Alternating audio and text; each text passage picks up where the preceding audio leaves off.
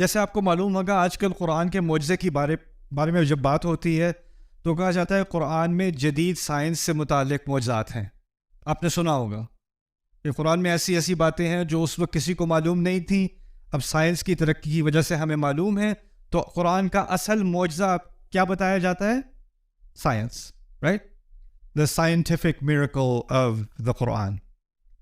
اب اس میں مسئلہ یہ ہے کہ سائنس ابھی بھی بدل رہی ہے، ابھی بھی ترقی کر رہی ہے، اور ہو سکتا ہے آج سے 10 سال بعد کوئی نئی ایجاد آئے یا کوئی نیا اکتشاف ہو، کوئی نئی ڈسکوری آئے، اور جو تھیوری ہم سمجھتے تھے کہ صحیح ہے وہ غلط ثابت ہو جائے.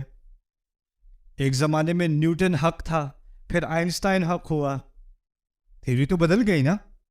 اب جب ایک دفعہ تھیوری بدل گئی، اب پرانی تھیوری سے آپ نے قرآن کو جوڑ دیا کہ قرآن کا معجزہ اس تھیوری کے ساتھ ہے، آگے جا کے وہ تھیوری غلط ثابت ہو گئی. مسئلہ تو کھڑا ہو گیا نا.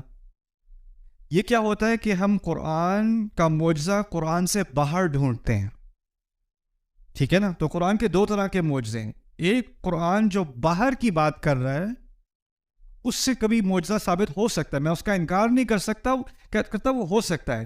لیکن ایک قرآن کا معجزہ ہے اس کے اندر ہی، اس کو باہر جانے کی ضرورت نہیں، اس کے اندر ہی ہے. اور جو